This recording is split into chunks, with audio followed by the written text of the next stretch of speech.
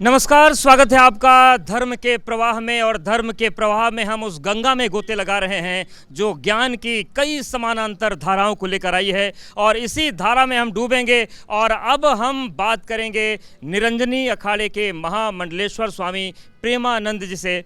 महाराज जी, ये एक ऐसा महापर्व है जहाँ पर अखाड़े भी अलग हैं, कई जो अध्यात्म की परंपराएं हैं वो भी भिन्न हैं, पूजा की पद्धतियाँ भिन्न हैं। हनुमान जी की धारा को लेकर आप आए हैं उज्जैन से, तो ये वाला जो मिलन है ये प्रयागराज में कैसा महसूस होता है आपको? देखिए, ये जो कुंभ की भूमि है ये संगम की भूमि है, और स्नान भी हमारा संगम में ही है।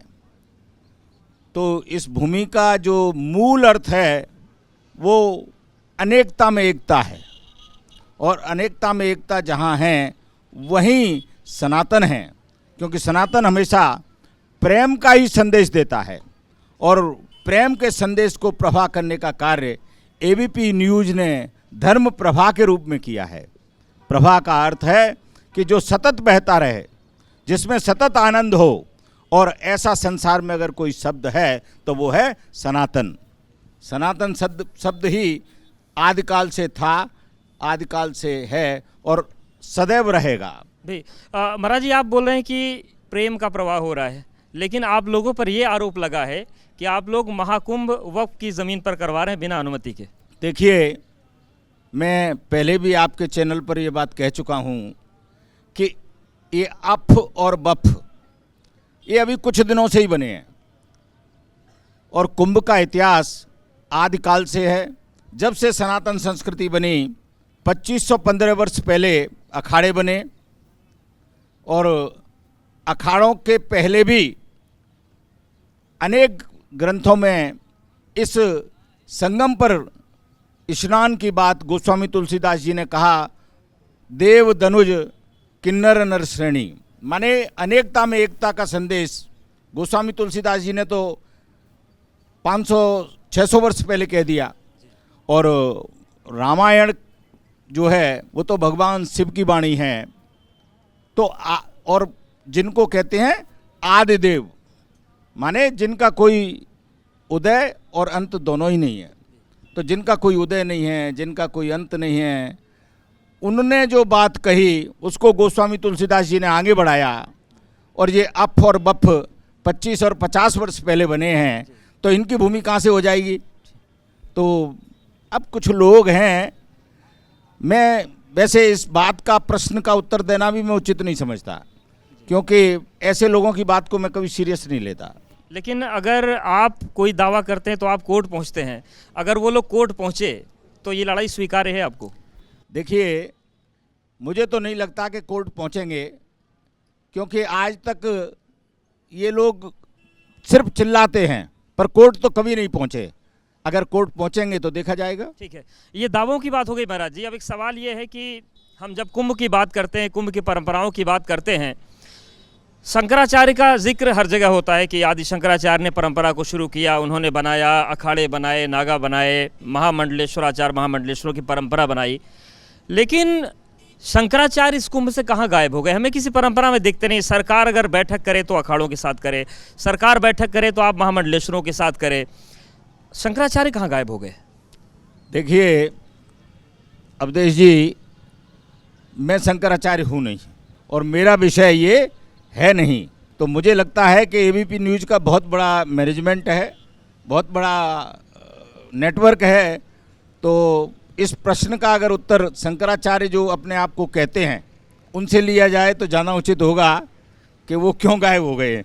क्योंकि आप कह रहे हैं तो मैं मान रहा हूं कि गायब हो गए हैं। नहीं, मैं इसलिए कह रहा हूं क्योंकि 50 के दशक 60 के दशक तक ऐसी तस्वीरें बनती थी कि सभी महामंडलेश्वर शंकराचार्य को पालकी पर बिठाकर अगवानी में उनके जाते थे स्नान करने। लेकिन अब शाही स्नान के दिन आप लोग तो दिखते पर शंकराचार्य नहीं दिखते हैं।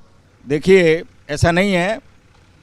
जब भगवत स्वरूप शंकराचार्य स्वामी स्वरूपानंद सरस्वती जी महाराज थे, जिनकी सर्व मान्यता थी और एक तरह से मेरे तो गुरुतुल्य थे, तो महाराज जी को हमेशा सभी अखाड़ों ने वेलकम किया। सभी अखाड़ों ने उसी परंपरा के साथ महाराज जी को पेशवाई के रूप में ससम्मान, जैसे भगवत स्वरूप का प्रवेश कराते हैं महाराज जी का उसी स्वरूप में प्रवेश कराया। तो अब आगे वर्तमान में क्या व्यवस्था है ऐसा नहीं है, आगे मुझे लगता है निश्चलानंद जी की पेशवाई आपको देखने को मिलेगी। हम सब लोगों में चिंतन है और उनका भव्यता से हम स्वागत करेंगे। महाराज जी, एक प्रश्न और भी है कि जो भी महाकुंभ में आता है वो अपने जीवन के जो उलझे हुए रास्ते हैं उनको सुलझाने के लिए आता है। आप उज्जैन से आते हैं, अर्जी वाले हनुमान जी बड़े प्रसिद्ध हैं, तो क्या यहाँ पर जो उलझे हुए लोग हैं उनकी अर्जी यहाँ से भी लग सकती है या उज्जैन ही जाना पड़ेगा? देखिए, भगवान तो सब जगह हैं, परंतु जिस तरह पढ़ने के लिए हमको विद्यालय जाना पड़ता है, तो यहाँ अर्जी वाला हनुमान कैंप जो सेक्टर 20 में है काली सड़क पर, वहाँ भी अर्जी लगाने की व्यवस्था बनाई गई है। जो लोग आना चाहें, अर्जी लगाना चाहें, तो अवधेश जी उनका वहाँ स्वागत है। उनको बाकायदा अर्जी की परंपराओं के बारे में बताया जाता है और वो अर्जी यहाँ लगाएंगे। उन अर्जियों को प्रति 3 दिन में यहाँ से उज्जैन जाने की व्यवस्था की गई है और जिस विधान से, जिस क्रिया से, जिस परंपरा से अर्जी आदिकाल से लगती आ रही है, उसी परंपराओं से उनको अर्जी लगाई जाएगी। और निश्चित मैं तो हनुमान जी के बारे में कहता हूँ, संकट कटे मिटे सब पीरा, जो सुमिरे हनुमत बलवीरा। तो हनुमान जी तो नाम मात्र स्मरण से ही संकट काट देते हैं। तो यानी कि जो उज्जैन नहीं जा सकते वो महाकुंभ में अपने संकट का रास्ता पा सकते हैं। बिल्कुल ठीक है, अर्जी यहाँ भी लगेगी। और क्योंकि ये कुंभ है और ये एबीपी न्यूज का मंच है, गंगा का तट है, तो मैं 4 लाइन में जीवन का शाश्वत सार बता के अपनी वाणी को विराम दूंगा। और बहुत बहुत एबीपी न्यूज़ को धन्यवाद देना चाहता हूं कि जिन्होंने मां गंगा की गोद में इतना सुंदर धर्म प्रभाव और धर्म संवाद का कार्यक्रम आयोजित किया है। उसके लिए मैं पूरे चैनल को, पूरे मैनेजमेंट कमेटी को बहुत बहुत धन्यवाद और अर्जी वाले हनुमान की तरफ से आशीर्वाद देता हूं। और 4 लाइन कहकर अपनी वाणी को विराम देता हूं कि संसार में व्यक्ति को जीने का एक 4 लाइन में मैं रास्ता बता देता हूं कि सुख में फूलो मती, दुख में भूलो मती, नाम रटते चलो काम करते चलो, कि मुरली वाले को मन में बसाते चलो, कृष्ण गोविंद गोपाल गाते चलो, कृष्ण गोविंद गोपाल गाते चलो।